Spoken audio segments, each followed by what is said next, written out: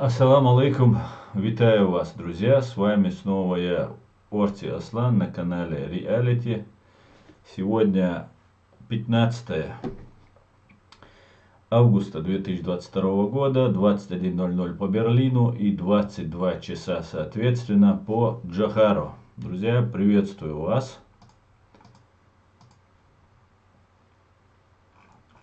Всех. Вы много уже тут комментариев пишете, общаетесь, что очень хорошо. Друзья, напоминаю, распространяйте ссылку на наш стрим, чтобы как можно больше людей увидело. Ставьте лайки и пишите ваши комментарии. Так. Перед началом, как обычно, я бы хотел привести сводки, которые нам предоставляет Генеральный штаб Вооруженных сил Украины о потерях фашистов.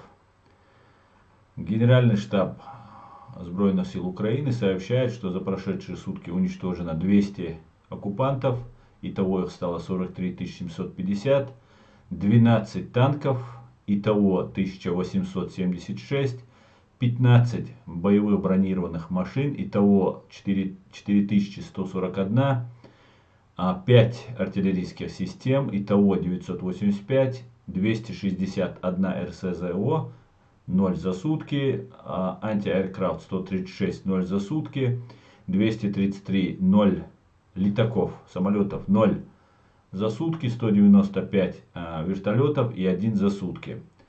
Сейчас я вам покажу видео сбитого вертолета. 787 БПЛА оперативно-тактического уровня уничтожены, 3 штуки за сутки, 187 крылатых ракет, 15 кораблей. Это за сутки ничего с ними не случилось, к сожалению. 3044 автомобильной техники и цистерн, 5 за сутки. И 1 спецтехника, и итого за сутки 1 спецтехника, итого 92 специальной техники уничтожено. Слава Украине, слава ЗСУ, я могу сказать по этому поводу. И сейчас я вам хочу показать видео сбитого вертолета, чтобы это не было голословным, особенно если у нас есть в наличии это видео. Так, меня надо убрать, потому что это там находится вертолет. Вот увидите вертолет. Дымящийся вертолет. Горящий, дымящий.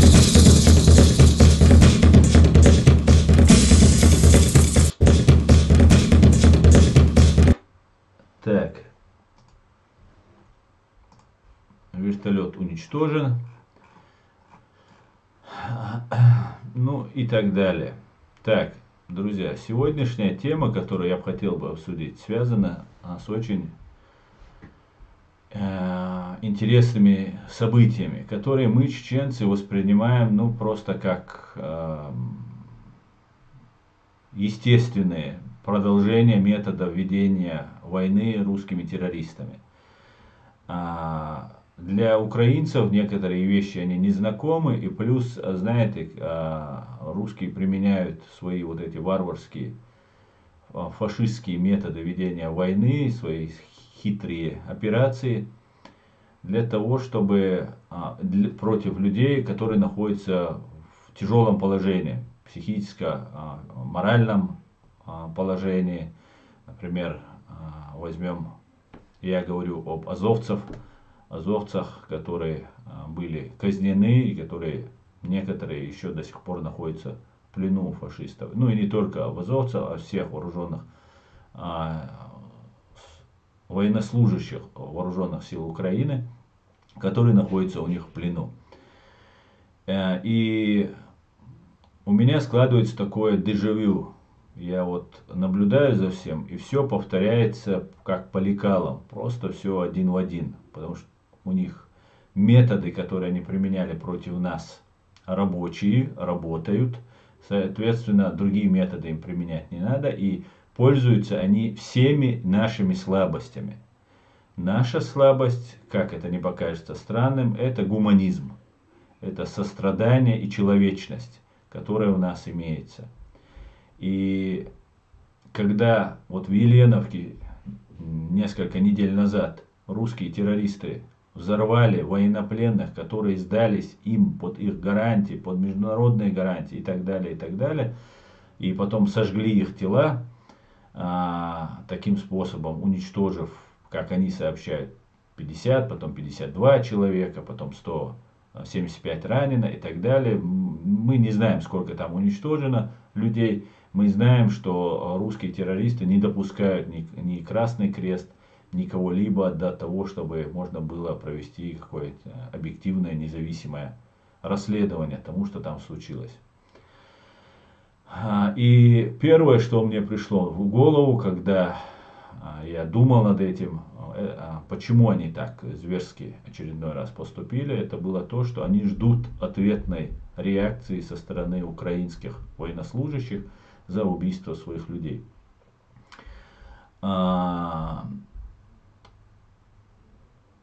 И отчасти это как бы именно так, они рассчитывают на это, но здесь появляется еще другая сторона вопроса, которую я упустил из виду, а это именно то, что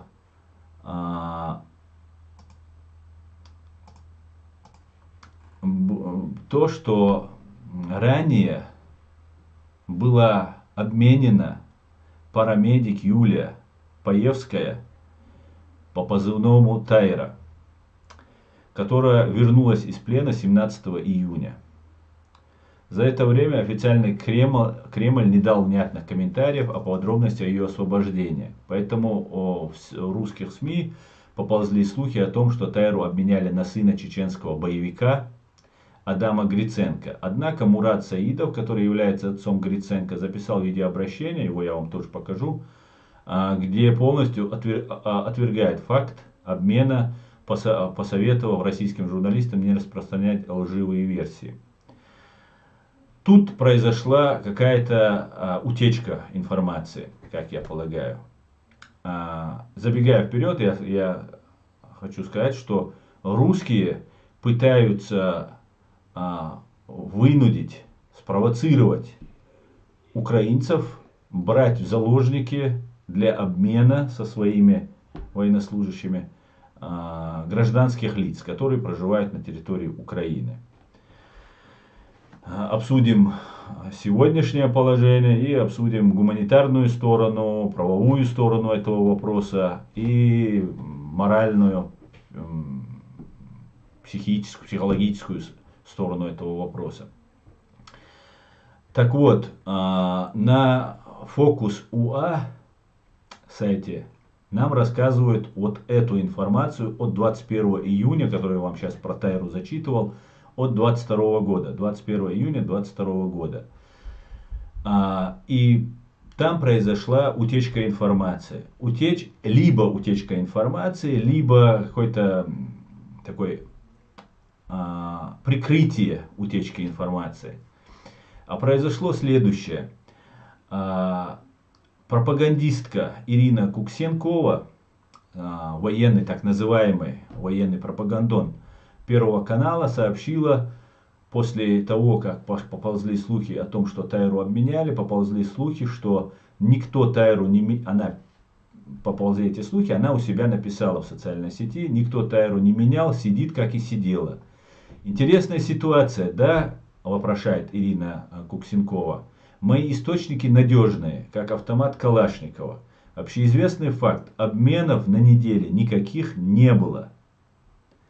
Это тоже факт. Тайра сидит, как и сидела, но Зеленский на весь мир заявляет, что ее обменяли и так далее. И потом реально Тайра появляется у Зеленского, и мы узнаем о том, что Паевская обменена.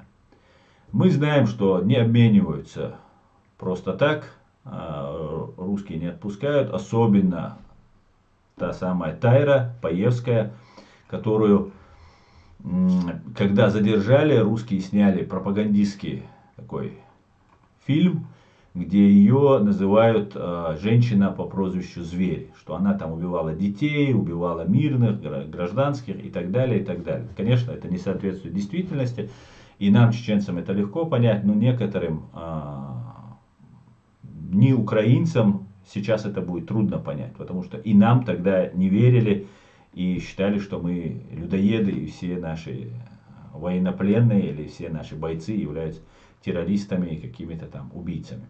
Что, конечно же, была ложью. Но прошло какое-то время, и Ирина Куксенкова выложила новую информацию, когда уже Паевская появилась уже на экране телевизора. Ирина Куксенкова сообщила следующую информацию. Итак, обмена не было, но была левая мутная схема, в результате которой Тайра на Украине, вы меня знаете, я женщина гневная, сообщает.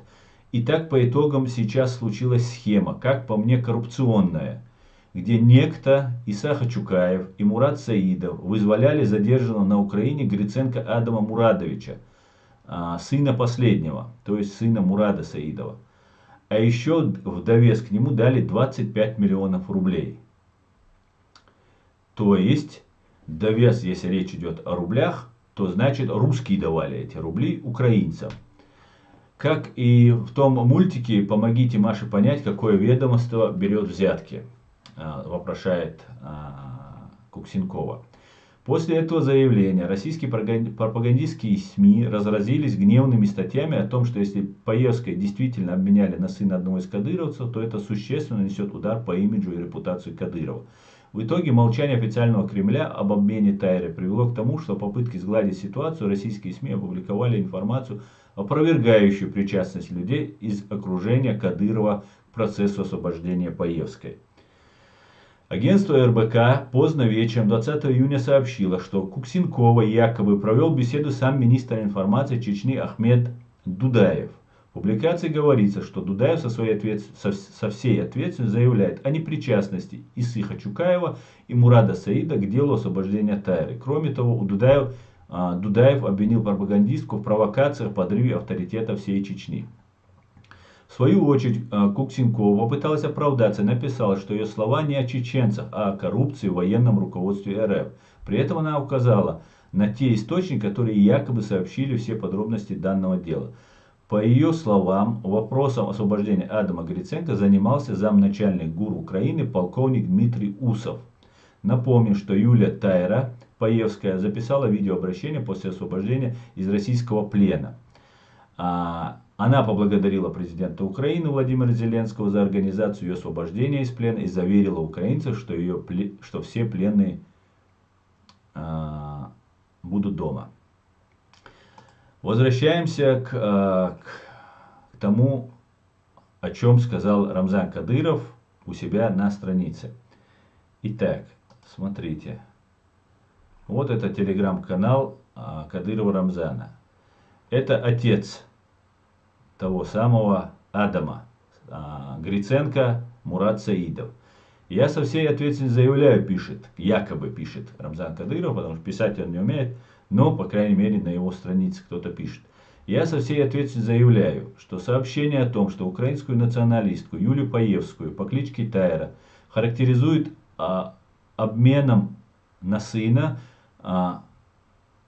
представителя моего представителя в Крыму и Севастополя Мурада Саидова, Адама Гриценко не встречались случаи. Адам Гриценко является гражданином Украины. По задержанию его же отца, здесь что-то не по-русски тут написано.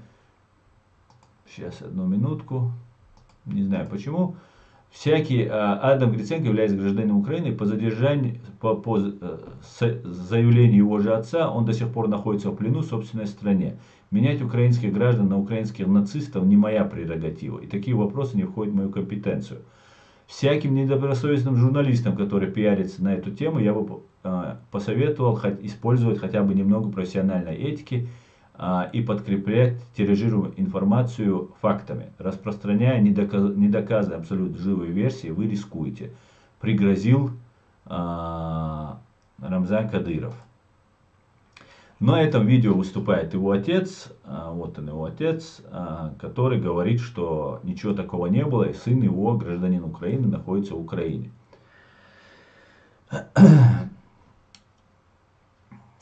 Возникает вопрос, что хотят русские от украинцев, к чему они идут. И на эти вопросы мне ответил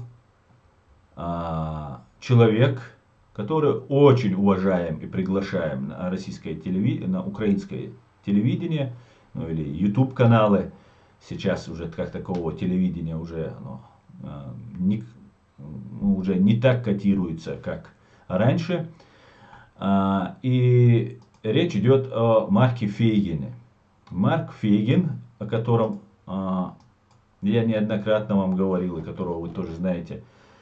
И не только он один приглашается на российское телевидение, на украинское, извиняюсь, опять оговорился, на украинское телевидение, YouTube телевидение. Он общается с украинской журналисткой. И давайте прослушаем там 3 минуты, чуть более 3 минут, и я немножко прокомментирую, что говорит Фейгин.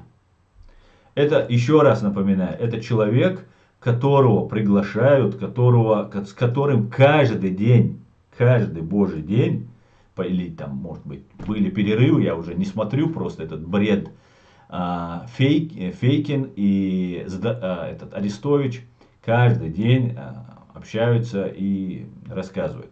Происходит такое внедрение Фейкина, Гудкова, Ходорковского, кого там и всех остальных в украинское информационное пространство. Это колоссальный урон для Украины. И благодаря вот той недальновидной, предательской, можно сказать, политике, которая сейчас ведется по отношению допуска этих людей на информационное украинское пространство, это просто обойдется страданиями, горем и кровью украинского народа и государству. Этим будет нанесен ущерб. И вот почему. Смотрите, первый, это я просто особо так и не вдаваюсь в подробности вот этих всех фигур, так поверхностно, можно сказать. Вижу вот эти все вещи, которым они подталкивают украинское гражданское общество и украинскую власть. Ну, давайте послушаем этот интереснейший просто разговор, интереснейший. Что с русской стороны, что с украинской стороны этой журналистки. Просто. Ну, опять же, можно найти оправдание тому, что говорит украинка, говоря о захвате чеченцев там и так далее. Но это тоже очень неплохо характеризует людей. Но это все равно нужно понимать, что жены, матери тех, кто находится в плену, в русском плену, оказывают давление на украинскую власть. Украинская власть, так как гуманно, цивилизованно, пытается всячески спасти своих людей. Но есть один момент. Эта гуманность и цивилизованность автоматически сводится на нет, если происходит похищение, захват, контрзахват заложников и так далее, и так далее. И самое важное для сегодняшней борьбы Украины — это потеря поддержки всего мира. Я потом вам приведу пример, как русские делали это с нами. Потому что у нас тоже была колоссальная поддержка во всем мире. Нас поддерживали и знали, кто такие русские. Но мы пришли к тому, к чему пришли. И я боюсь, что Украина идет по тому же пути. Ну, давайте послушаем вот этого Гибнюка. А Гибнюк он, потому что, будучи еще из моей прошлой жизни, когда я работал адвокатом в Москве, в наших адвокатских кругах Фейкина называли никем иным, как агентом ФСБ. Теперь я понимаю, что он является агентом ФСБ и непосредственно командуется, управляется Патрушевым. Как и Вагнер, и Гудков, и я не побоюсь этого предположения своего, и Ларионов. Но это все банда ФСБ. Ну, давайте послушаем, что говорят эти люди. Очень интересно.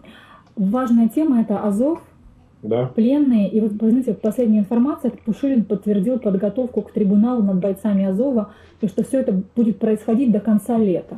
Что вы на это можете сказать, что это очень важная тема для Украины? Журналистка очень важно повторяет эту тему, и она, видимо, понимает, что этот Фейкин является несвободным человеком. Мы до сих пор не знаем, где он находится. Точнее, я полагаю, он находится в России. И такие люди не живут в России, которые говорят то, что позволено говорить Фейкину. Но журналистка подчеркивает, что это очень важно. Понятно, важно, все понятно. И мы к этому тоже вернемся. Но вот она понимает, что Фейкин связан и владеет определенной информацией. Потом она еще в процессе разговора говорит неоднократно: вы что-то знаете, вы что-то знаете. Ну, давайте дальше. Ну, поскольку мы видели нечто подобное, уже осуждение 3 иностранцев к смертной казни, говорят, еще были приговоры, я вот не настолько следил. Плюс история в Еленовке, где они убили 50 человек. Ну, как они заявляют, 50, может, их и больше. Мы не знаем, то поверить в то, что они могут провести такой публичный трибунал, ну, я в такое могу поверить, да. Ну, как я... Так, здесь я сделаю остановочку. Здесь Фейкин наводит ужас на украинцев, что приговорили к смертной казни, что будет открытый трибунал и так далее. Это такой, что он верит в это, что да, это будет. Это понятно, что это будет, потому что об этом русские террористы прямо и открыто, не стесняясь, об этом говорят. Но вот Фейгин начинает свое общение с того, что да, их будут убивать. Да, их будут расстреливать там и так далее, и так далее.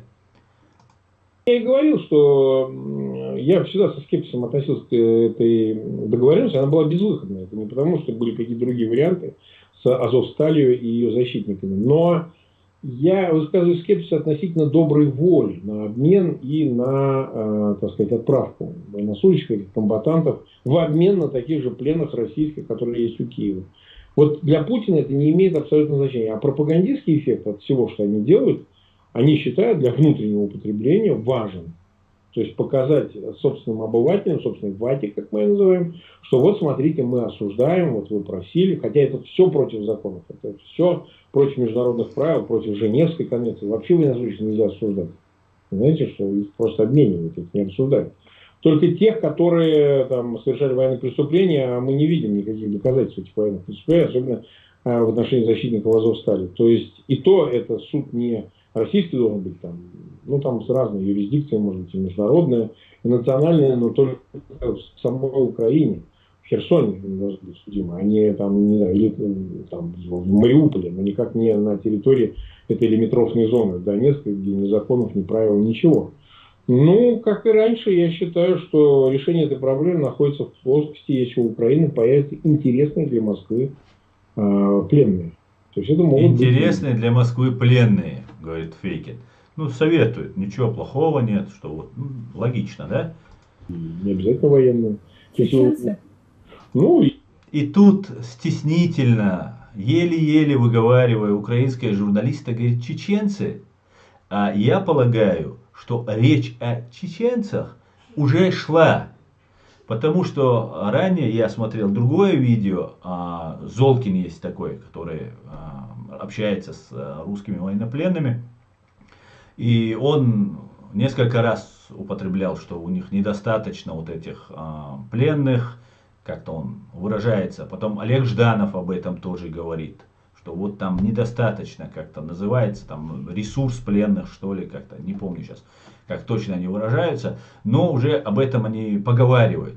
И, скорее всего, и вот этот Золкин, он сообщает, что самые ценные считаются кадыровцы, вот, что вот они самые ценные. И, ну, отчасти это правда. Мы, как гуманные люди, как человечные люди, а что бы ни говорили, кадыровцы состоят, хоть они и предатели, и чеченоговорящие, и так далее, как и в Украине есть предатели, все равно культуру и общие вот, гуманные ценности друг к другу, по крайней мере, так как это будет осуждено всем нашим обществом, если они не вытащат своего.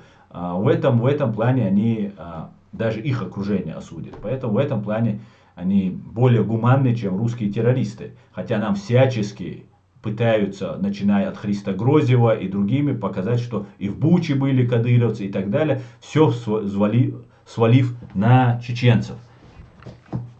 Для того, чтобы вывести из-под ударов русских. Уже Кадыров об этом прямо говорит, что мы должны дать использовать чеченский народ, чтобы русские, украинцы сказали, что виноваты чеченцы, и вот на этом вопрос закрыть. И сейчас очень удобно, кстати. Берут чеченцев заложников, обменивают на украинцев и так далее, и так далее. Очень удобно. Ну, давайте дальше. И они тоже, а может быть и кто-то из родственников высокопоставленных лиц. Которые воюют на территории Украины, вы имеете в виду? Почему он воюет? Может, они не воюют, может, они что-то другое делают. Вы что-то знаете, Марк? Вот смотрите, она говорит, что родственников из высокопоставленных каких-то чиновников российских нужно брать в плен. Она говорит, которые воюют, ну то есть те, которые на той стороне, ну, то есть их надо взять в плен. Это законное действие, которое разрешено международными конвенциями. Он говорит, ну почему воюют? Нет, и он говорит о гражданских лицах. Ну, он не говорит прямо о гражданских, это можно сказать, что речь идет о шпионах там, и так далее. Но высокопоставленные чиновники, родственники чиновников российских шпионажем в Украине, ну, занимаются, наверное, не так активно, как хотелось бы Фейкину и другим. И тут налицо классическое, стопроцентное, публичное подстрекательство к захвату заложников. Это преступление, которое совершает Фейкин. Нет, я ничего не знаю, я просто говорю. Вы так сказали, родственники. Ну, вот знаете, вот как его Шимшарин или Мишарин, как вот и вот бла-бла-бла опять. Пожизненно российского военнослужащего. Со стороны заходит Фейкин. Шишимарин, вот. Да. Ну вот сказать, вот он кому вот это сдался, этот Шишимарин, чтобы его менять на кого-то из Азовстали, да, бойцов Азов. Он никому не нужен, наплевать всем на обычного, на рядового. Их легион, неважно, живы они, мертвы, но власть же их как мясо использует. Вот представьте, вот можно добиться, чтобы этого Шишимарина или там еще таких же обменяли на бойцов полка Азов. Ну, к сожалению. Ну вот, а поэтому, а если будут дочери Путина, может обменяют, я ж не знаю. Дочери Путина в Украине. Ну, это отвлекающий такой маневр дочери Путина, значит, ну, дочерей Путина в Украине-то нет. Я просто скажу, это просто так, я же не знаю. Может быть, есть какие-то... Вы что-то знаете? Нет, я ничего не знаю, я просто говорю, что мотивация должна... Я поняла вас. Я поняла задачу, которая стоит перед разведкой Украины, перед главным управлением ГУР Минобороны Украины.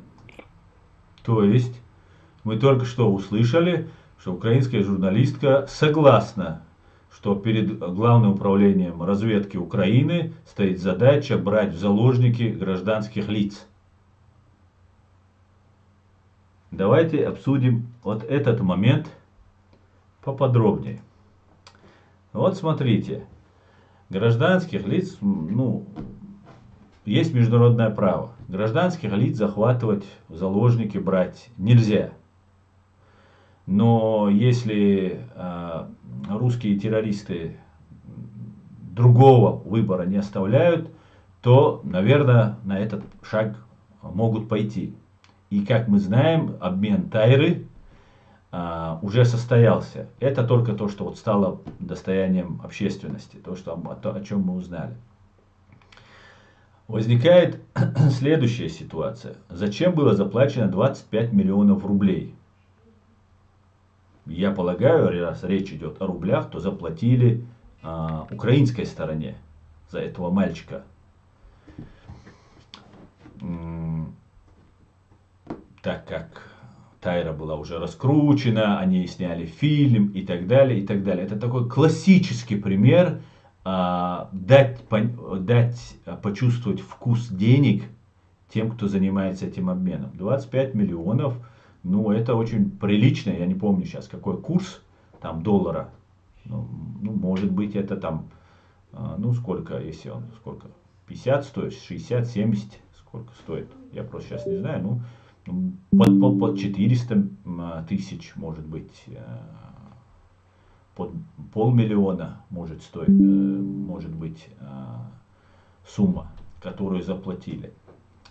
Такие же деньги, такие же вот эти обмены, выплата денег, все это то же самое было в Чеченской Республике. Русские доводили нас до отчаяния, брали наших людей в заложники, пытали их, просто вот и кастрации, и распиливание ног, рук отпиливание, ну все, что просто человек даже не может вообразить, все это делают. Ни в каких других концлагерях такого не делают, что делают русские. И сдача в плен к русским оккупантам, ну это, я считаю, что это было равносильно. Я просто не хотел об этом тогда говорить, так как было не то время об этом говорить. Но сдача в плен, вообще выйти воевать против вот этой фашистской России, даже делать то, что я делаю, то человек должен уже быть готовым умереть, а не уступать. Поэтому сдача в плен просто людоедам, причем героев, которые уже стали такими, так долго удерживая Азовсталь, ну это было просто подвергнуть себя неимоверным пыткам и, как мы видим, смерти, которые многие погибли.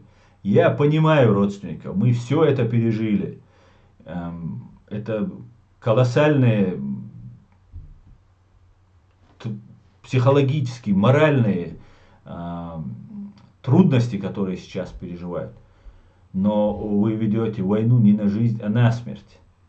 И если вы начнете торговать заложниками, если вы начнете брать гражданских лиц в плен, вы даже не представляете, не в плен, а в заложники, вы не представляете, как русские это будут раздувать, как они это будут раскручивать, что вы захватываете гражданских там и так далее, и так далее. И этот случай с Адамом Гриценко, сыном этого Саидова, он тоже попадет в этот список.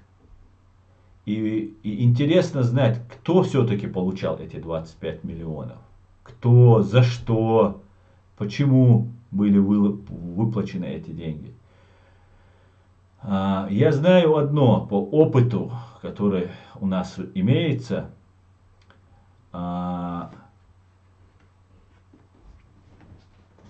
Те люди, которые получили эти деньги, я не обвиняю пока никого в этом, но не все, конечно же, но кто-то из этих людей связан с российской разведкой для того, чтобы наладить вот этот канал по захвату заложников для последующего обмена на своих людей.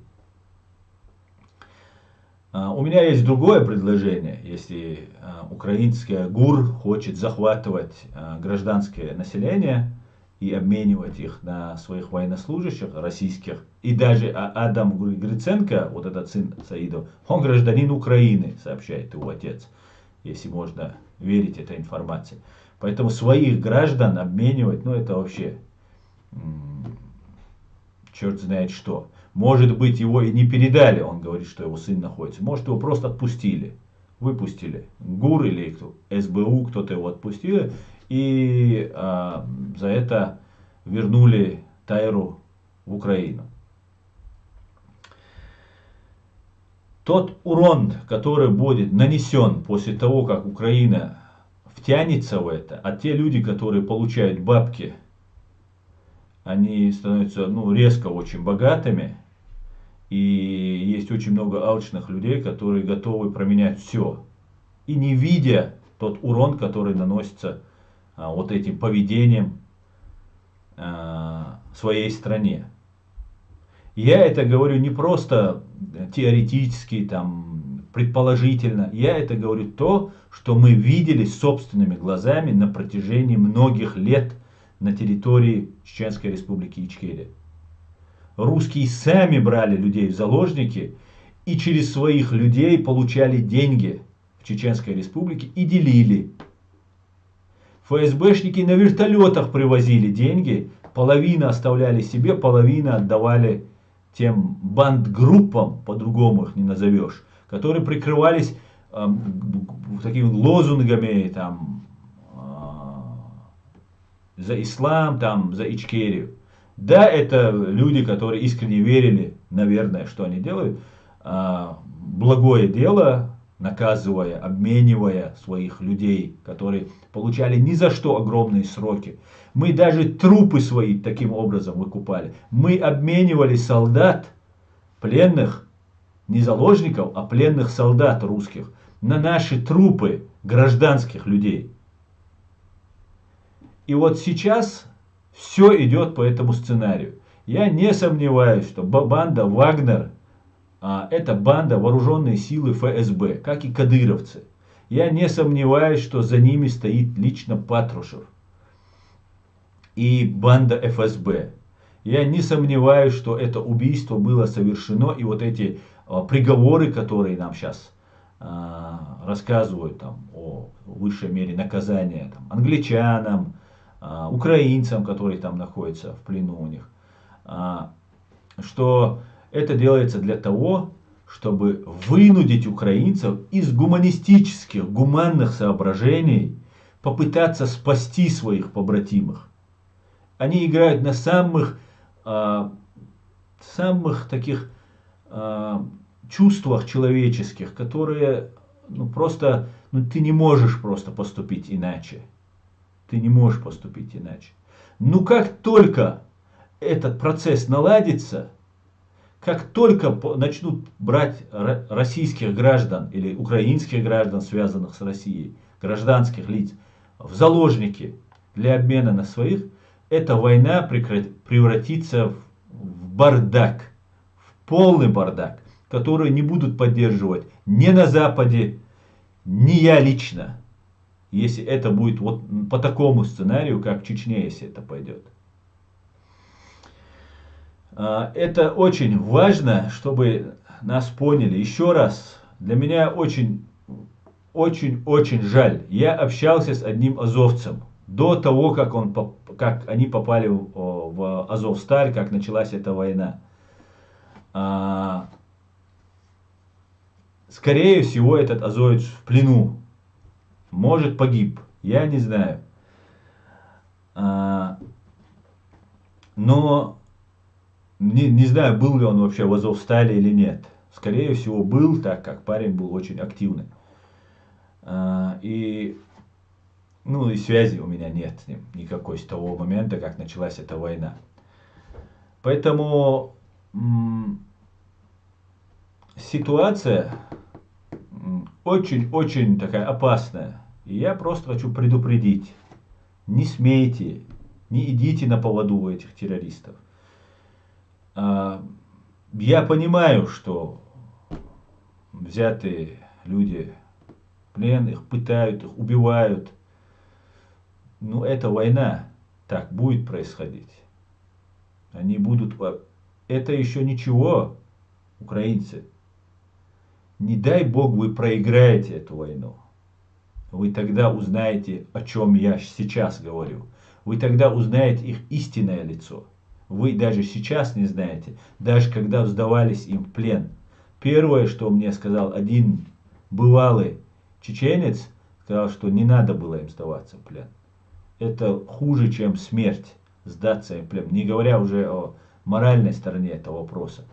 Хотя они сдались по приказу, по разрешению, скажем так. Приказать им это не мог никто. По разрешению своей власти, своих командиров. Поэтому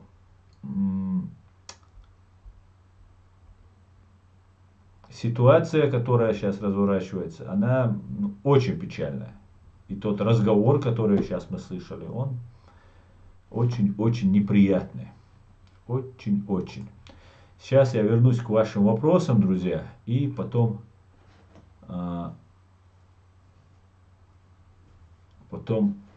вернемся к следующей теме. Заканчивая эту тему, я хотел рассказать, как нас дискредитировали. Наши бойцы одного из самых таких элитных, скажем так, подразделений, образцовых не показательных, как я в прошлый раз сказал, образцовых элитных наших подразделений. Борз, по-моему, если я не ошибаюсь, назывался это подразделение.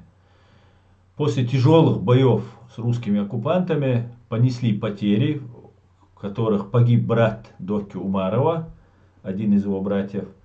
И они находились в очень тяжелом таком состоянии аффекта, психологическом таком подавленном состоянии, возбужденном состоянии.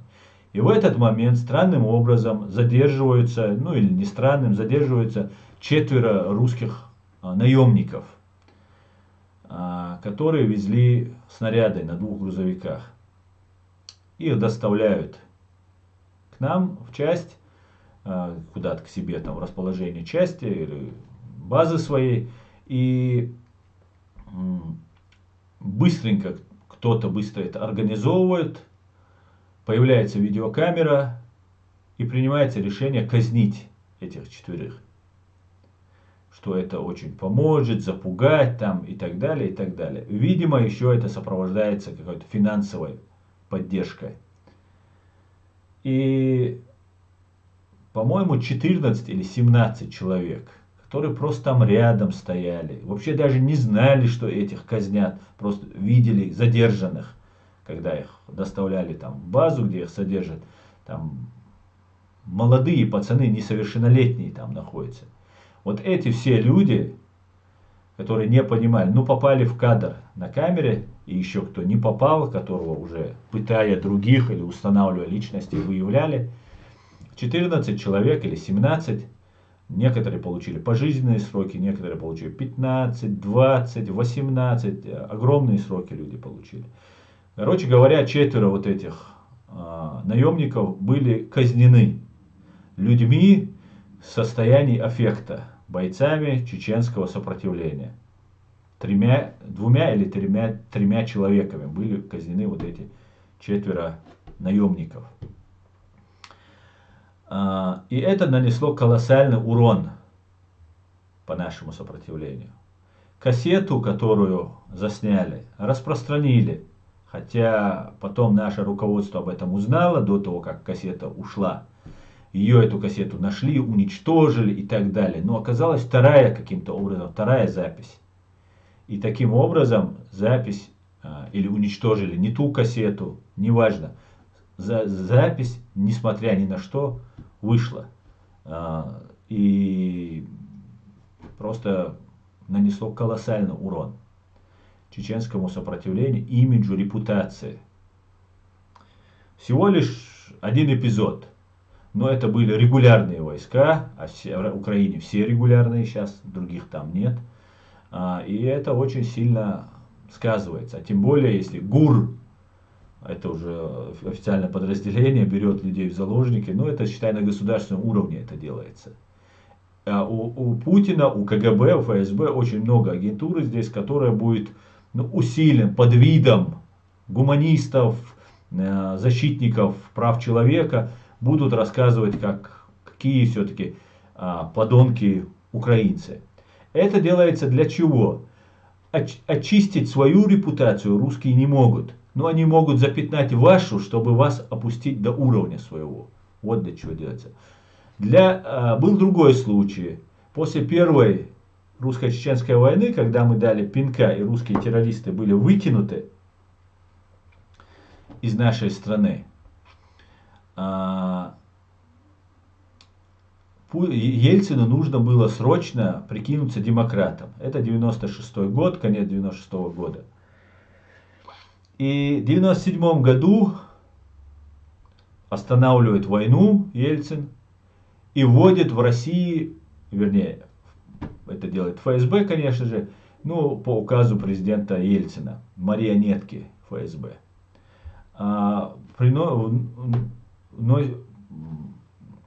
Вносит указ о моратории на смертную казнь в Российской Федерации. То есть о приостановке смертной казни и замена на на пожизненное лишение свободы.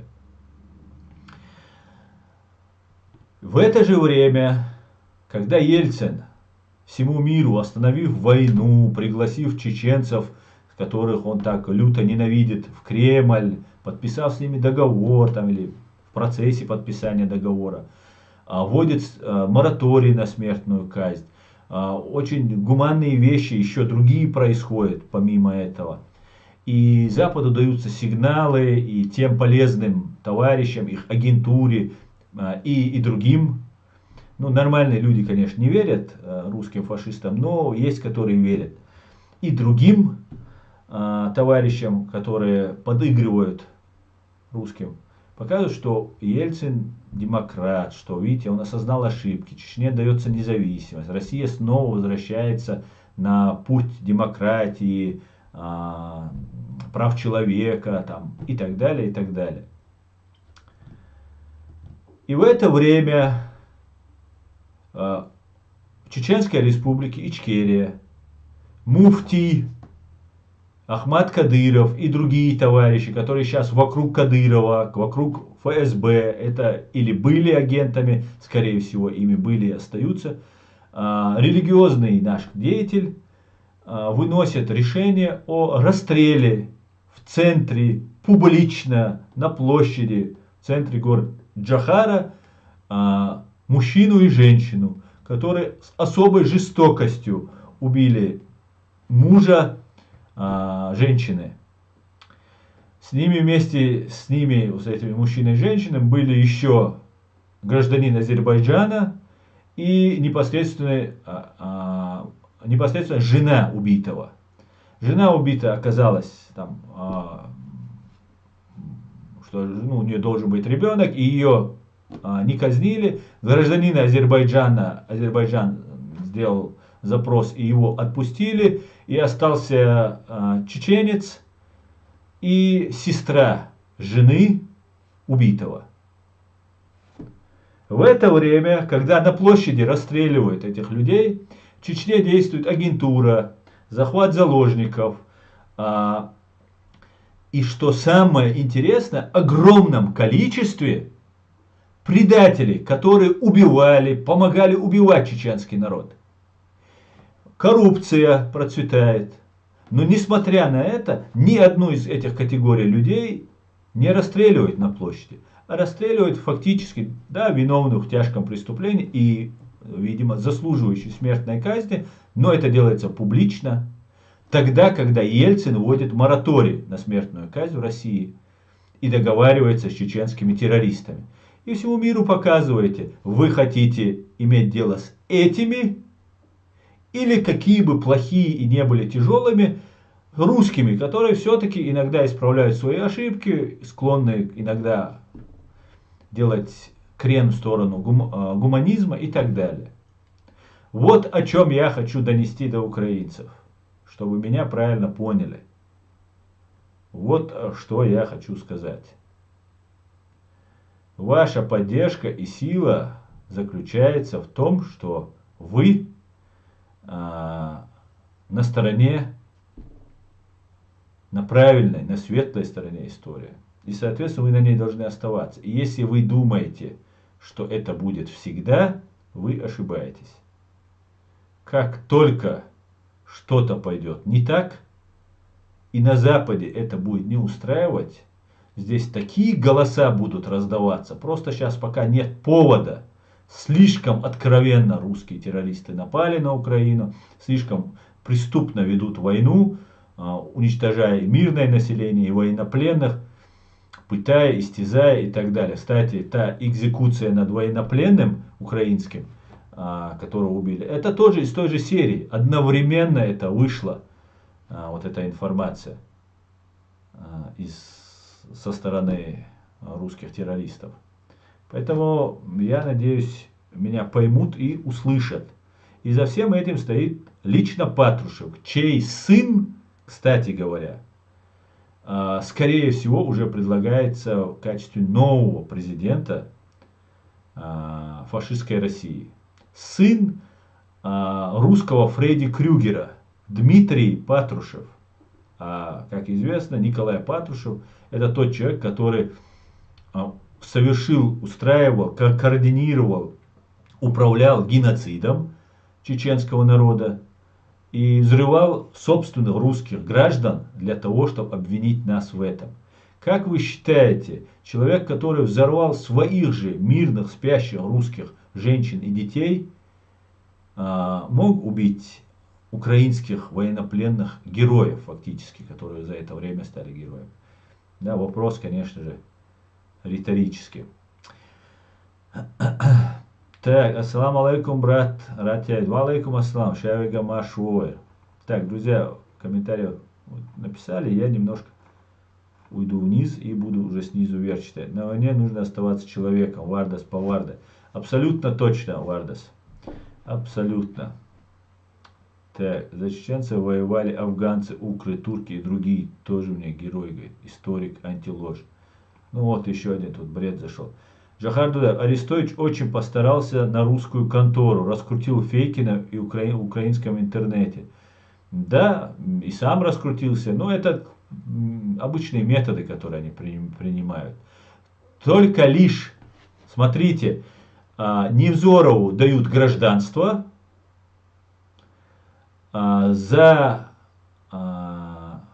Фейкиным, Гудковым и иже с ними стоит Патрушев. За Арестовичем, как он говорит, стоит, как его, там, советник или глава Ермак, глава президента, глава администрации президента Зеленского. И они принимают на законных основаниях, имеют право, президентским указом, подписывают, принимают Невзорова. Невзоров это тот самый человек, который именно расчеловечивал чеченцев, приложил огромное усилие по нагнетанию ненависти между чеченским и русским народом, приложил огромное усилие. Также отрезали уши чеченцам, это все демонстрировалось. Потом снимался фильм, потому что чеченцы не отрезали русским уши и не отрезали там и другие части тела. Только если там может быть кому-нибудь голову военнопленному в порыве вот, аффекта там и так далее. Ну и то это один-два случая. Потом Невзоров снимает фильм, как чеченцы, мусульмане, распинают русского танкиста на кресте. Зачем? Мы верим в Иисуса Христа, Иису пророка, Мусу, Моисея. Это русским террористам Мухаммед может казаться каким-нибудь плохим человеком. А для нас Иисус, Моисей и все остальные это наши посланники, пророки Божьи, в которых мы верим. И мы не можем смеяться ни над крестом, ни над Иисусом, тем более какого-то вонючего, грязного бича, будучи мусульманами, приковывать к кресту, как Иисуса. То есть поднять бича до уровня Иисуса, которого мы уважаем и почитаем, как наравне со всеми пророками. Нелогично, но Невзоров это упорно продвигал. И сейчас Невзоров будет продолжать эту же линию. Он будет говорить, какие плохие русские, какие они ужасные, все без исключения. Какие они такие, и к ним нужно очень там нечеловечески обращаться. И одновременно будет, у него, наверное, целая сеть. Там человек очень опытный, тем более, благо в Украине у него, наверное, найдутся подельники, которые давно там находятся. И вот эта система там очень интересная. Если Украина это не вычистит, Арестовича, там, кто там еще там стоит, я не знаю насчет Арестовича, но точно, что там, к чему там. Я знаю только то, что каждый день он с агентом ФСБ или действующим офицером ФСБ, не знаю, кто он там, работавший под прикрытием адвоката или, может, агента просто ФСБ, каждый день пиарит и общается на разные темы с ним. Я знаю, что Украина для России нужна для того, чтобы создать монархию, империю. Они уже сейчас не скрывают, когда я уже начал об этом говорить, сейчас уже на украинских каналах об этом начали говорить. И уже Фейкин, вот в этом же интервью с этой журналисткой украинской, он там, оно около часа, там это интервью, в двух частях, которые я, по крайней мере, видел. Фактически уже он признается, что да, это дети подтягиваются, что детям будет власть передаваться, и он там же упоминает и про Дмитрия Патрушева и так далее. И власть будет переходить в руки вот этих террористов, потомственных КГБшников. Задача России создать монархию, аристократию.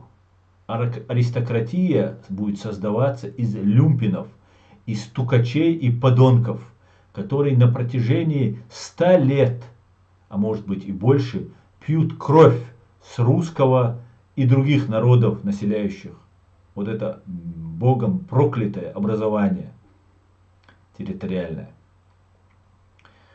В Украине я советую, если реально будет кто-то бороться с агентурой, я советую найти вот эти дома Романовых, которые выписывают грамоты, которые есть в сайтах, они не широко афишируются, но в узких кругах они все уже имеют свои почетные звания, грамоты, титулы и так далее.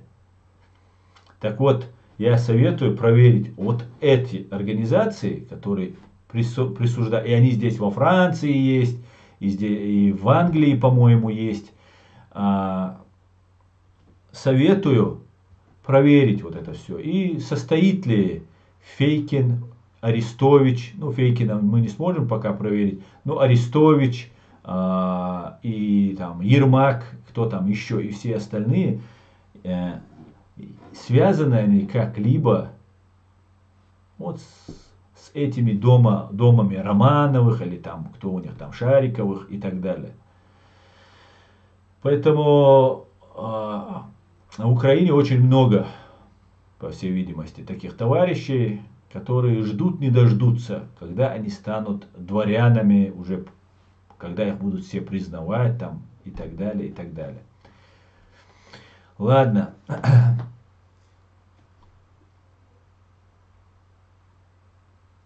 Перейдем к вашим комментариям. Так.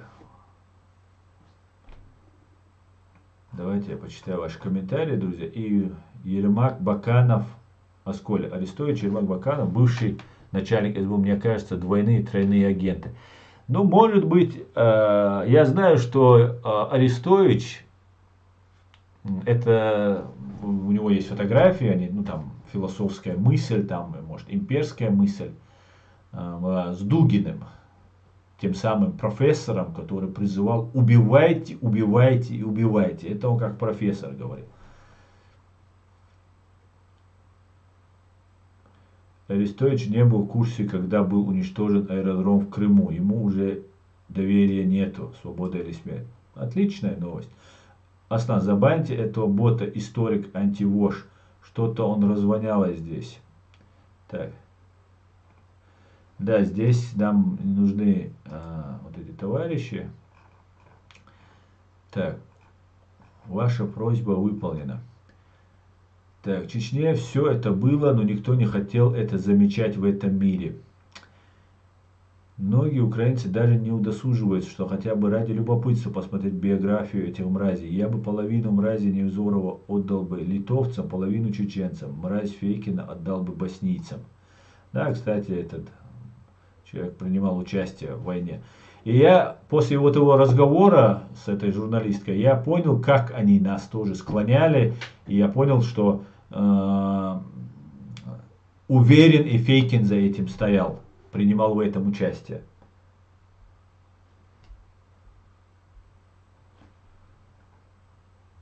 Машвор Сахоме. Леди Хайогир Маш. Делишь сала Машвор Шайга Машвор. Вот, в принципе, я что хотел вам рассказать. Асан, я не соглашаюсь с Фейкиным, но есть вопрос. Есть же процедура интернирования. Ее когда-то применяли гражданским, или интернирование гражданское — это пережиток прошлого. Ну, во-первых, я думаю, применить какие-то правила можно будет в этом смысле, если стоит так вопрос. Как-то более юридически, как-то согласовывая с международными своими коллегами, как-то к какому-то решению прийти возможно. Возможно. Ну, откровенно, там, я не знаю, как это можно сделать, ну, что-то можно предпринять, потому что меры применяются против нас вообще очень нечеловеческие.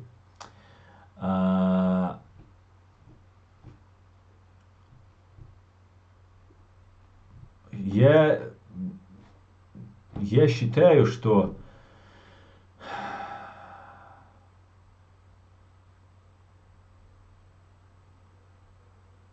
вот смотрите, нужно следовать четко закону, международному праву, гуманитарному международному праву. Это просто железобетонно. Не знаю, как вот интернирование или как это можно осуществить, но там самый важный момент, если будут присутствовать деньги. Вот 25 миллионов рублей указаны. Это говорит о том, что была коррупционная составляющая. Все. Вот в этот момент, если присутствуют деньги, и государство не берет денег, да, ни за обмен, ни за это, ни за то. Только террористы так себя ведут. Только преступники себя так ведут. То это будет очень по-другому. Да, можно сказать, мы берем деньги, это очень хорошо, мы у русских забираем деньги, но они их еще напечатают. У них огромное количество этих денег. И 25 миллионов, и 250 миллионов рублей. Для них погоды особой не сделать. Но репутационный удар, знаете, когда началась, вот чтобы вы понимали, на что они способны, чтобы вы просто понимали, на что они способны, чтобы опустить, подняться они на наш уровень не могут, чтобы опустить нас на свой уровень. В 1999 году они взорвали собственных граждан. Они много лет, это не значит, что вот сейчас мы не обменяем, там, не нарушим международное право, просто у них сейчас все горит, все подгорает просто. Поэтому они очень спешат. В 1999 году, когда они взорвали своих граждан и обвинили нас, до этого они заманили Басаева, тоже изучив его психологический портрет, как они изучают всех ваших командиров, с которыми воюют, имеют дело, всех ваших чиновников и так далее, с кем ведут переговоры. И вынудили ранее Басаева хитростью, обманом и так далее заключить соглашение, там Кавказское соглашение, там о взаимопомощи и так далее. И потом установили так называемый шариат в Чабан-Махи и Карамахи. И они начали их убивать, этих людей. Сперва им Степашин разрешил, как вы все знаете, я об этом много раз рассказывал. Ельцин, Степашин, тогда министр внутренних дел, генерал ФСБ Степашин, они разрешили установить шариатские вот эти правила, то есть выгнать участкового просто. Или участковый просто не заходил, там, наверное, его и не было, просто туда, может, не заходил, и все. А потом они окружили эти два села и начали уничтожать. И мусульмане, которые хотят независимости, которые хотят жить там, соблюдая, там, как они считают правильным, ислам и так далее, попросили помощи у чеченцев, у Шамиля Басаева. И он вынужден был пойти. Если бы он не пошел бы, то получилось бы, что Шамиль Басаев не держит слова, что чеченский народ не держит слова. И это отразилось бы в истории. И он сделал хитро, умно, сделал коридор, вывел людей и так далее. И у русских не получилось обвинить в нападении Чеченской Республики Ичкерия на Россию. Да, просто на карте не нашли Чечню просто. Когда смотрели, кто на кого напал. Просто Россию нашли, а Чечню не нашли. Поэтому не сказали, ну это смешно. И тогда они взорвали свои дома. Как далеко они могут зайти. Затем началась война. Война не пользовалась успехом. Несмотря на то, что мы на площади людей расстреляли. Несмотря на то, что мы себя вели очень неправильно. В том числе и наши высшие политические руководители. Совершали ошибки. несмотря на это, поддержка у нас была. И русские уже не могли ничего сделать с сопротивлением. И тогда, говорят, на закрытом каком-то совещании, там кто-то вынес эту информацию, когда там Путина спросили, что мы не можем просто, Америка поддерживает Чеченскую республику Ичкерия, мы не можем просто как-то ее отводить. Он сказал, это будет недолго. Америка будет на нашей стороне. Америка не будет, точнее, поддерживать Чеченскую республику, чеченцев. И переходим плавно к Боровому. Это Константин Боровой, бывший депутат Государственной Думы и так далее, бизнесмен и так далее, который тесно связан с американцами. И к нему, Боровому, пришел сотрудник ГРУ и сказал, что, с его слов, что готовится нападение самолетами на Соединенные Штаты, на Нью-Йорк. Это 2000 год. Боровой поехал в посольство Соединенных Штатов и там сказал, ему сказали, это не в нашей компетенции. Он полетел в Америку, встретился с директором или замдиректором ФБР, по-моему, если я не ошибаюсь, и рассказал ему об этом. Он сейчас живой, об этом открыто говорит. Гарри Табаху дает интервью на эту тему. И сам у себя рассказывает это, он не скрывает это. После этого ему не поверили, по всей видимости, или еще по какой-то причине. 11 сентября происходит нападение на Соединенные Штаты самолетами, на Нью-Йорк. И вся огромная машина Соединенных Штатов, военная машина, политическая машина, разворачивается против исламского терроризма. Да, там Ираке нужно, там исламским терроризмом не пахло, просто диктатор ублюдочный сидел, который убивал людей газом, там творил, что хотел, уже сумасшедший человек сидел. Ну, нужно было там навести порядок.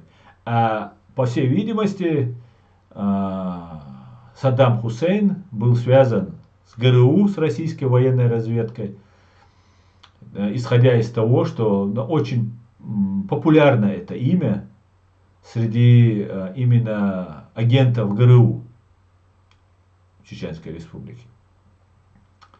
Они называют их своих детей. Этими, тем самым так ненавязчиво палятся. И буквально в 2001-2002 году чеченский вопрос, когда даже наши друзья, американцы, западные, другие политики, к которым обращаясь с этим вопросом, они говорили, ну не сейчас, сейчас система перестроилась. Таким образом, имея огромную агентуру как в Афганистане, так среди Аль-Каиды, имея агентуру и партию Баас, которая была создана по образу и подобию ФСБ в Ираке, партия Баас, в эти страны была втянута Америка. И 20 лет Соединенные Штаты, тратя триллионы долларов, участвовали в этой войне, забыв про Чеченскую Республику, про другие вещи, потому что нужно было сохранить лицо, выстоять, победить и так далее, и так далее. То есть в бесконечную войну втянул ФСБ Соединенные Штаты Америки. Сейчас это осознав, с этого терроризма, исламского терроризма, ЦРУ сейчас нам сообщили, что переключилась на Китай. Потому что нет никакого исламского терроризма. Есть радикальные люди, которые есть во всех религиях и во всех социальных обществах. И есть агенты, которые представляются такими. Как сейчас мы видим некоторых блогеров, некоторых политиков, как чеченцев, так и не чеченцев, которые есть и на Западе, и в Европе, и в фашистской России. И в Украине, я уверен, тоже такие имеются. Это такая большая, долгая история, которую нужно просто по полочкам разбирать, каждый факт, проверять, сверять, чтобы прийти к какому-то знаменателю. Но они сделают все возможное, чтобы авторитет Украины, который сейчас просто на таком заоблачном, на такой заоблачной высоте, опустить ниже. И я категорически не согласен, чтобы это произошло. Я не хочу, чтобы это произошло. И буду всячески этому препятствовать. В силу своих скромных возможностей. Так. Давайте к вашим комментариям, друзья. А почему ты называешь ее чеченской, раз вы на груди волосы, говорят, что вы ее выиграли? Не выгодно ли вам называть ее гордо русской войной? Историк. Так, наконец-то гивню отправили в корзинку. Так, это было не мне. Так, я думаю, что РФИ свои последние дни бьется в конвульсиях перед потерей своей государственности. Или это род чего-то качественно нового, еще более гадкого.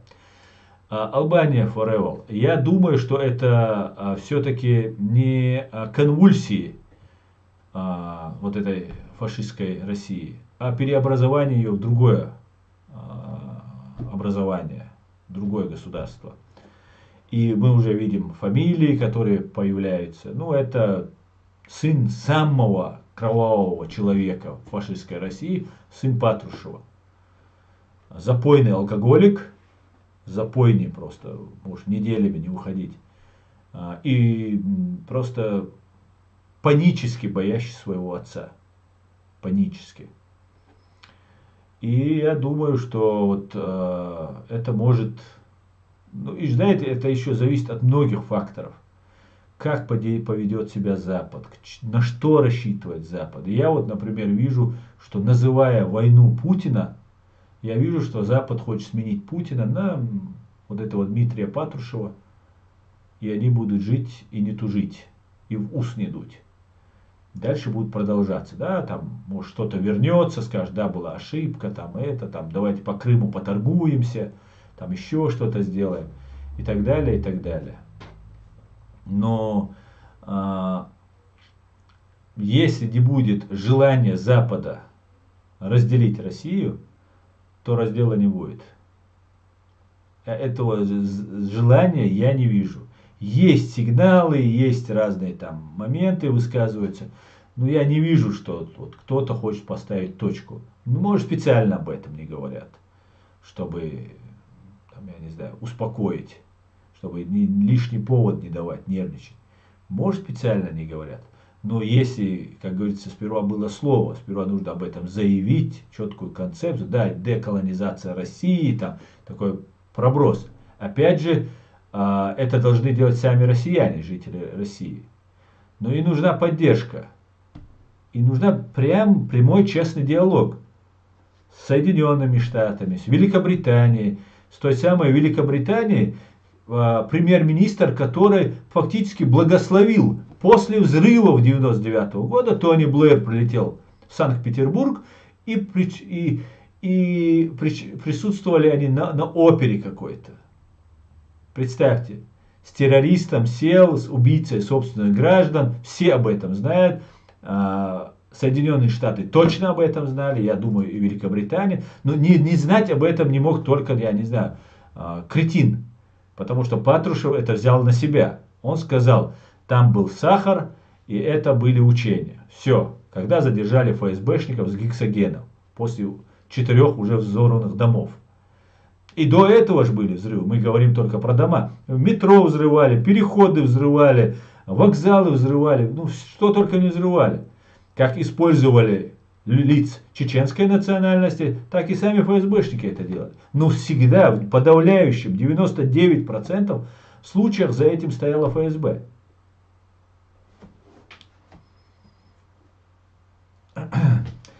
Так, далее. Да, Невзоров и все остальные подобные обслуживающие Путин откровенные ГБшники. Давно уже засветились. Почему эти мрази могут получать украинское гражданство во время войны? Стыдно за правительство.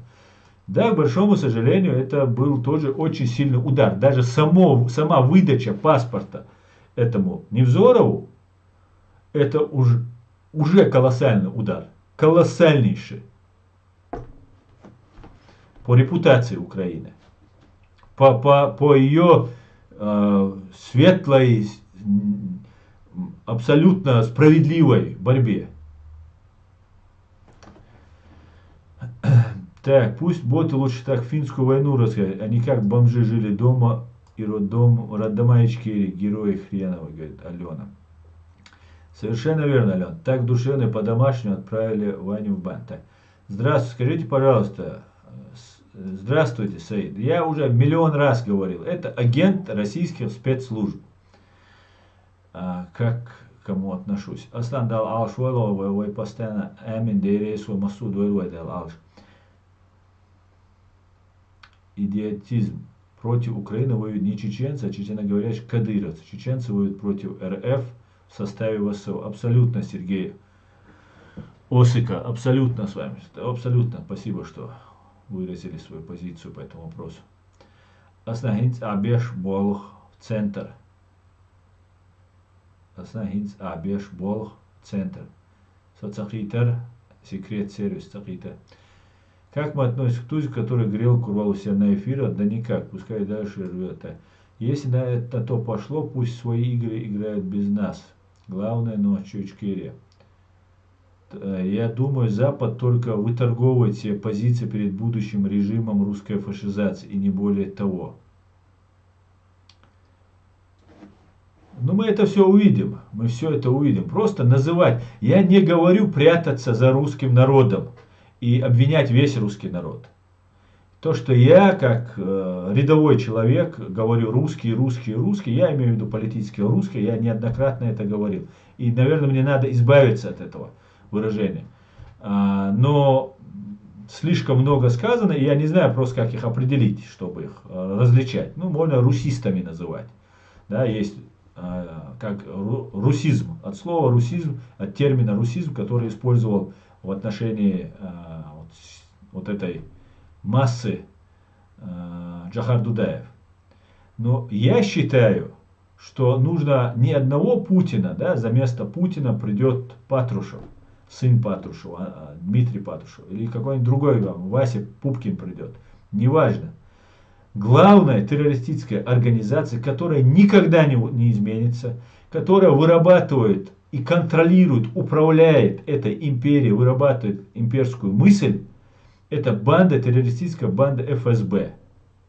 Вот мы не должны отделять, а Путин из этой же банды Патрушева, из этой же банды азовцев убили, из этой же банды и так далее, и так далее, и так далее. И 90% зла на этой земле творит именно эта банда.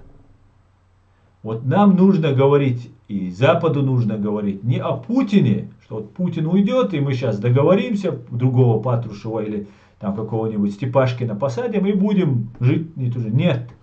Банда ФСБ, вот кто враг. И не прятать это все за русским народом. Да, за имперцами, за политическими русскими, можно так сказать. Но речь даже не о русском народе. Русский народ сам страдает, по факту.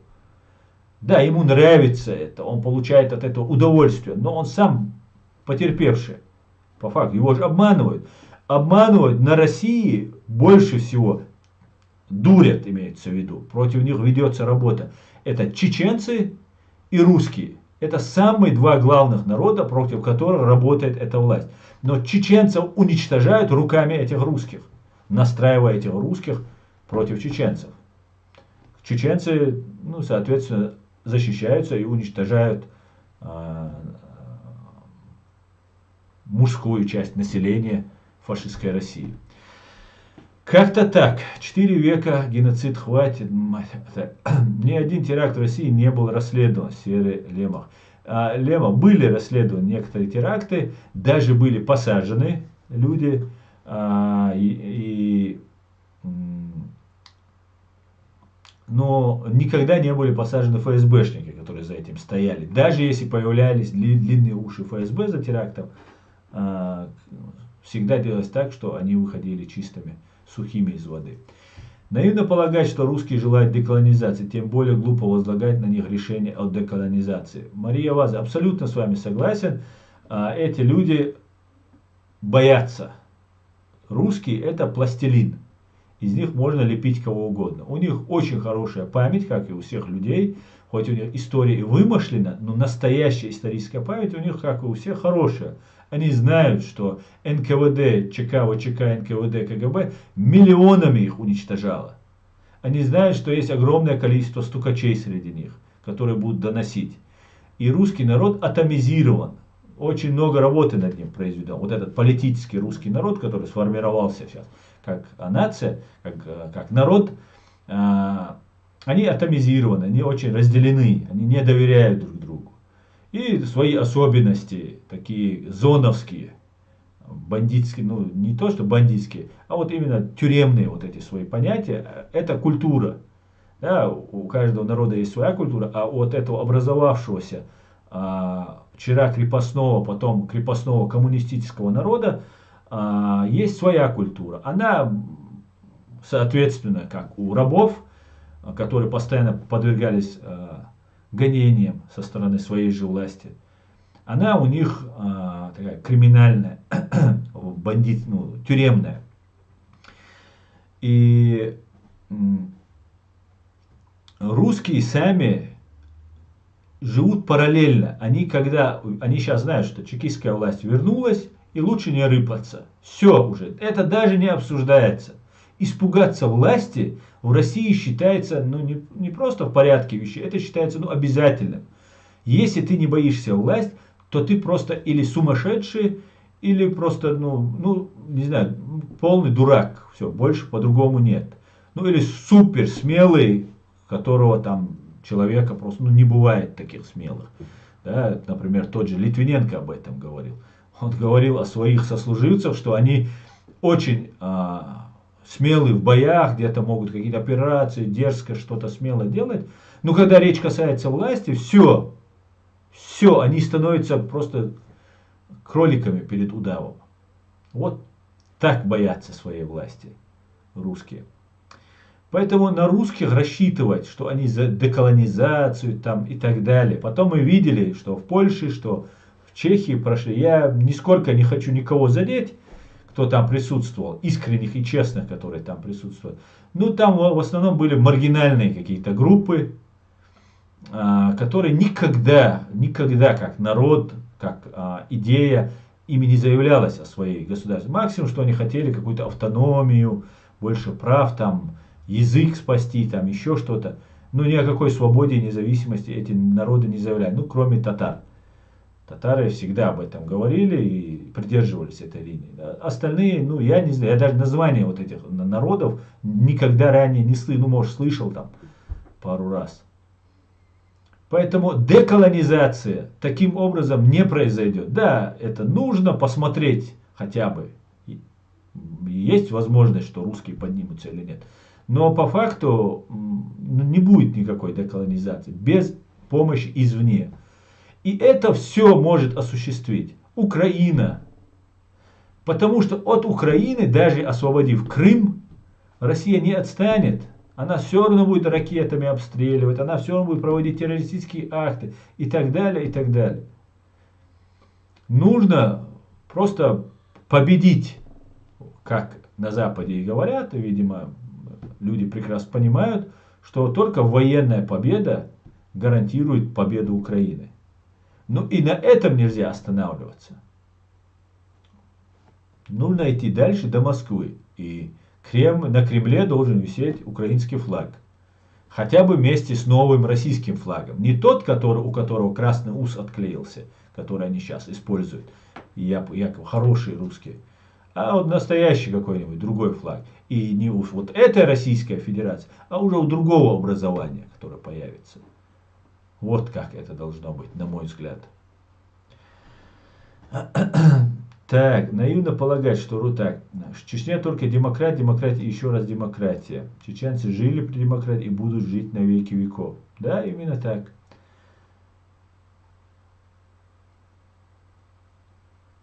Кутин, ФСБ, ГРУ, армия и кто поддерживает репрессии на Ичкерию, мы вообще не признаем, говорит министр о культуре. Так, свобода или смерть? Я, наверное, один из первых, который на тебя подписан. Короче, давно за тобой сижу. Ты все карты этих оппозиционеров раскрыл почти на 100%. Брат, береги себя. Хорошо, постараюсь. Так. А ФСБ не состоит из русского народа? УСС, да, состоит ФСБ из русского народа, но также она состоит из других народов. Да, я понимаю, о чем ты говоришь. И поэтому я и говорю русские, русские, русские. И русские должны признать, как когда-то немцы признали. Вся нация должна признать. Но голова этого всего – это ФСБ. И главные в этом ФСБ именно русские ФСБшники.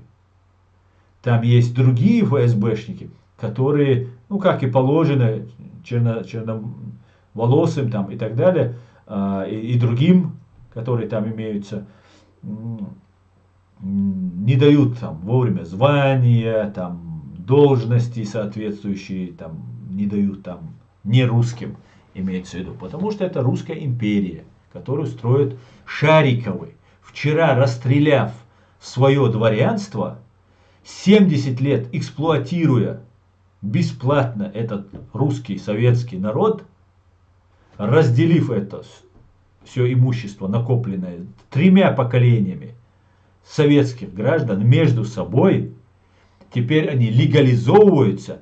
И вчерашние Шариковы, Швондеры, Шариковы и остальные, которые расстреливали это свое дворянство, теперь решили узакониться и стать дворянами. Просто у меня взрыв мозга того, что происходит, то, что они делают.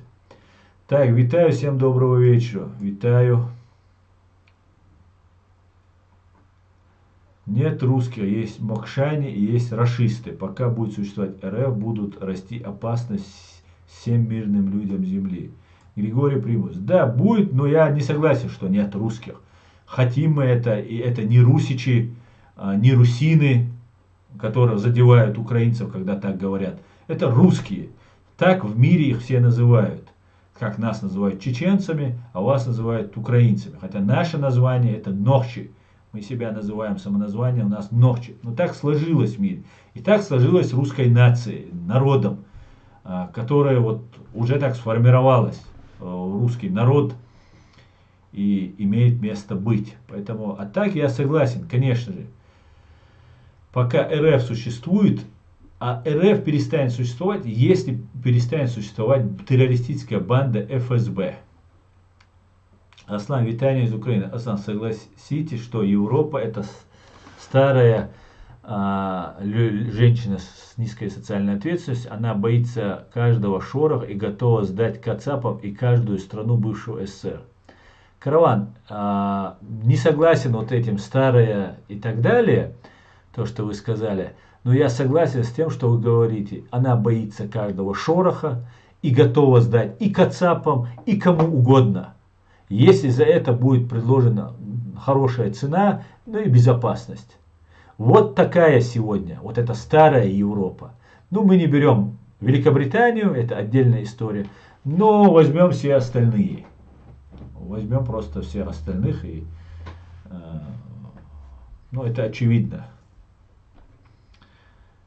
Как бы это не политкорректно звучало. Так, Вардас Паварда. Мы победим фашистскую Россию и все народы освободятся от рабства. Украинское солнце еще зайдет. Да, Мула Вардас. Дай Бог, дай Бог. Большевик и его банда работает. Ну, давайте сейчас не будем на Зеленского ничего гнать. Он президент сегодняшний. Законно избранный президент в воюющей стране. Победа Украины невозможна теми силами вооружениями, что они получили от стран НАТО. Для победы Украины нуждается в более объемных поставках. Уверен, что Запад не стремится к победе Украины. Ну, нужно время, Мария Вазовна, нужно же это все. Нельзя же отдать оружие и остаться самим без. Его нужно производить, и все будет. Я так думаю. А так я, конечно, согласен с тем, что очень медленно идет. И знаете, вот эти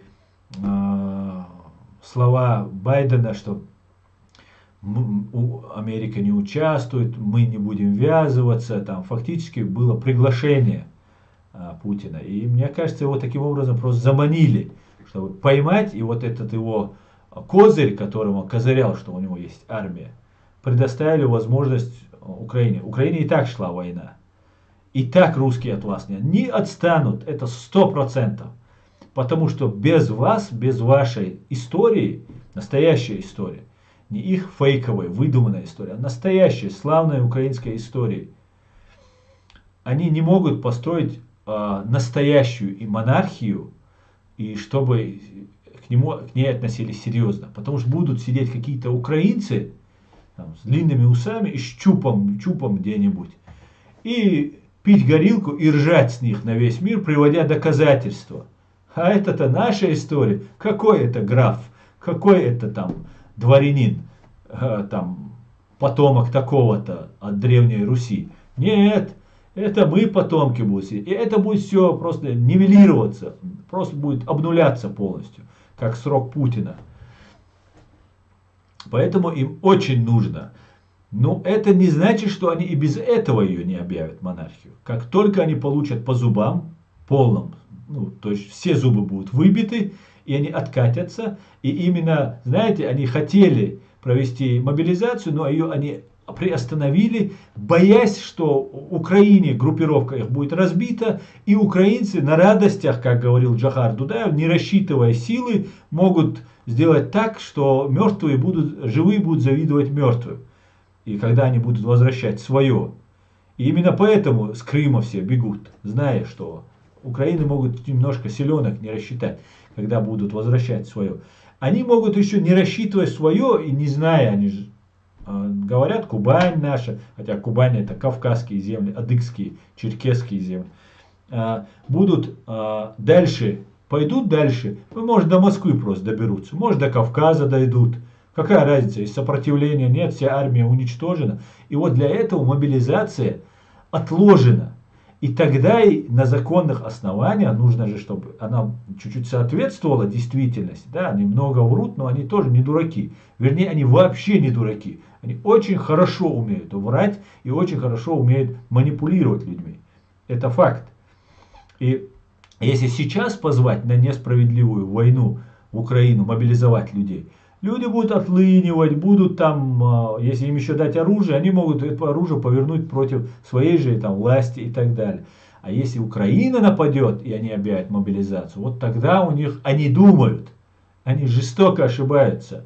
Мы сможем сделать так при желании, что мобилизованные, даже когда Украина нападет, мобилизованные люди будут переходить на нашу сторону, на сторону Украины, и тем самым еще больше это будет способствовать быстрее уничтожению вот этой власти КГБ, ФСБ, которая сейчас укрепилась уже на протяжении 100 лет в фашистской России. Поэтому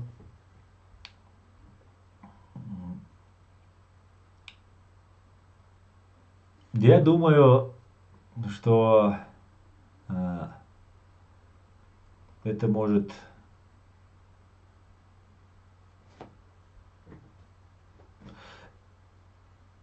плохо кончиться, очень плохо кончится для России. Я просто читаю ваши комментарии и отвлекаюсь.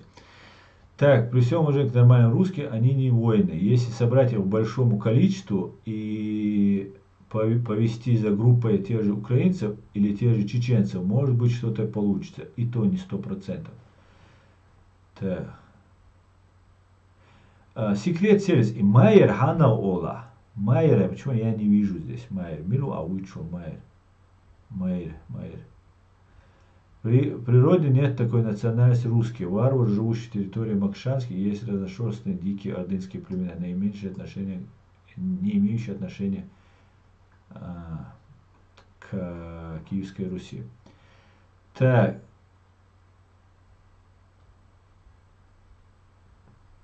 Ермак, агенты ФСБ, и потому они перетягивают своих. Ну ладно, про Зе пока не будем говорить, но почему он его не убирает, вот вопрос. Даже Джугашвили пришлось переплюнуть русский фашист, чтобы эту злостную мразь русские признали своим вождем.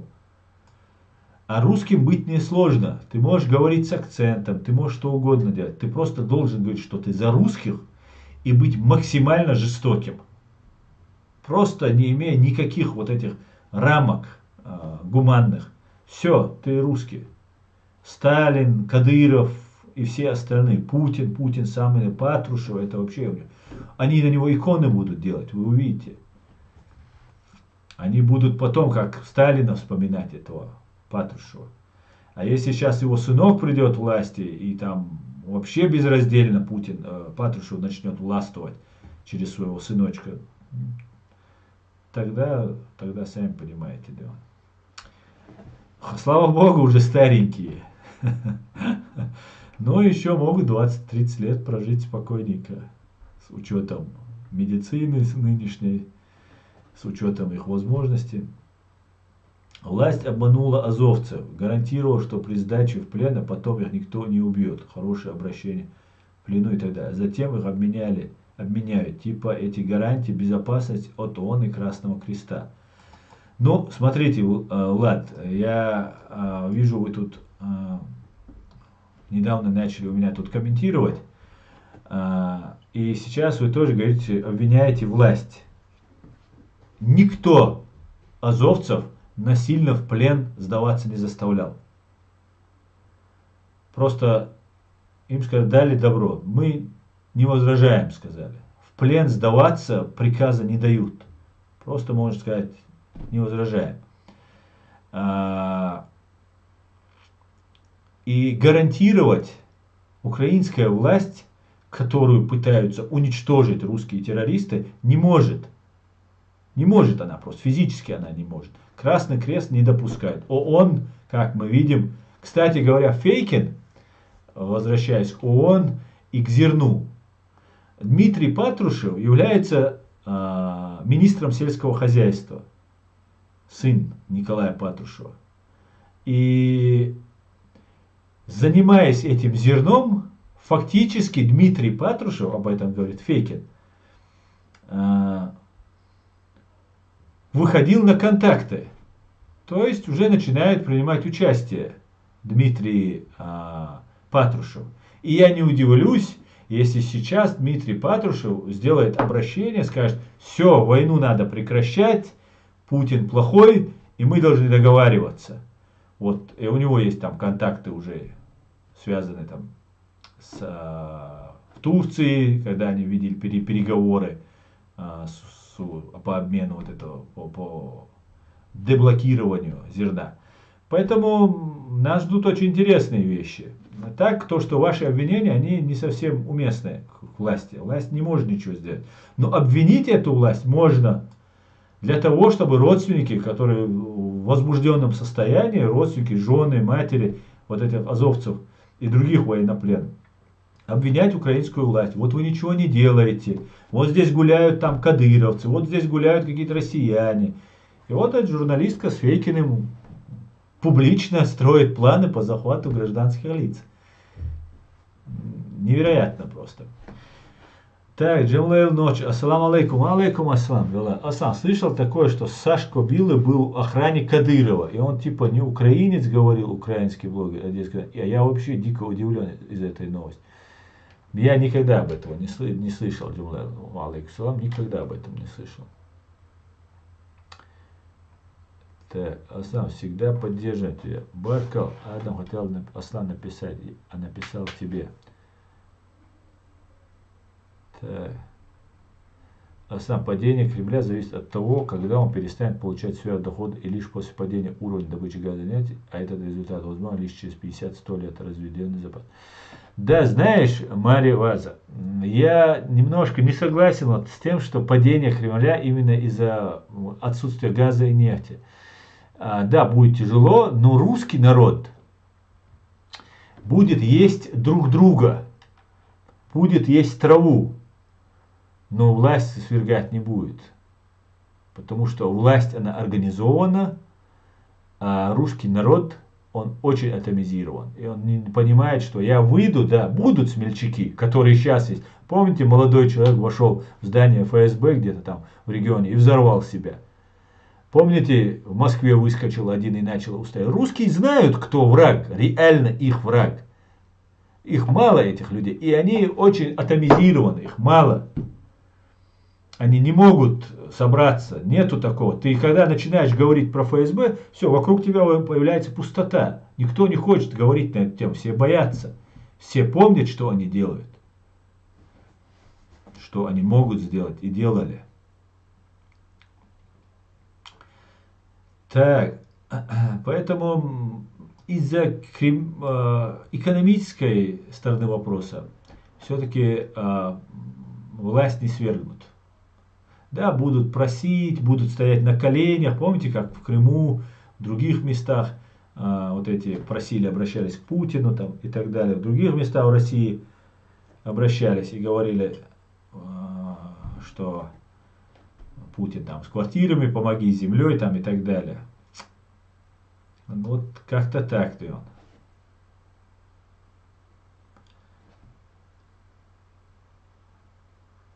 Так, министр культуры у Гумаэр. Ой. Полный уерцу в Майере. Я зе министр. Майер великолепная. Аслан, всегда поддерживаем тебя. Министр Хуер Халхельник.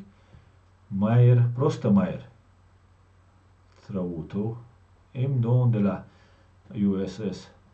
Но это не воображение, не возражение было автоматически данной надеждой от руководства страны этим бойцам, Аслан. Я думаю, это нельзя отрицать. Ну, что сделает командир, когда уже ты знаешь 100%, что вот вы окружены и вы ничего не можете делать? Вот что он сделает? Он, который сидит в безопасности. Умирайте, погибайте. Но не может такой приказ отдать. Они погибнут. А этот командир потом сядет, когда война закончится. Понимаете? Мы-то живем в правовом государстве. Да? Украина такое государство. И за этим, за Залужным, и за другими там командирами там и народ присматривает, и международное сообщество все сечет и видит. И не думаю, что вина есть. Они находились в таком положении. Я не думаю, что в этом вина есть власти. Наоборот, они поступили гуманно, сказали сдаться. Азовцы понадеялись, что они будут спасены и останутся в живых. Но навряд ли они их выпустят. А если выпустят, то только тех, кто сломался. Все, догдерсо, все, догдерсо, кверчо, министр. Что делали наши бойцы? Я думаю, бойцы Азов сделали бы то же самое, если бы их не обманули надеждой. Аслан, то, что Зеленский выбран на выборах, не отменяет того, что он не может быть, как и выбран законно Янукович, агентом Путина. Руслан, у меня нет возражения, абсолютно согласен, правы, и у меня нет возражения по этому поводу. Конечно, может быть. Ну, просто я не думаю, что Зеленский агент. Не думаю. Друзья, на этом я свой стрим заканчиваю. Я надеюсь, я смог коряво, криво как-то вам донести свою позицию по той ситуации, которая складывается вокруг Украины, террористической банды ФСБ, и лично Путина и Патрушева. Я не знаю, что сделает Украина, но первое, что нужно сделать, это зачистить вот эти все свои ресурсы от присутствия россиян, вообще, даже самых хороших россиян, всех нужно зачистить. Никто не должен быть. Никто. И потом можно при желании зачистить несостоявшихся и уже, наверное, никогда не будущих украинских дворян, которые получали эти грамоты, разные титулы, и ждали, что и не ждут, и кто-то работает. Надо проверить у всех, кто там топит, например, того же Гордона можно проверить, того же Арестовича, кто там еще есть, Геращенко есть такой, тоже Невзоровский, Невзорова очень поддержал. Ну и других товарищей, которые возомнили себя новой русской элитой. На этом мой стрим заканчивается. Салам, Эд. Приветствую тебя. На этом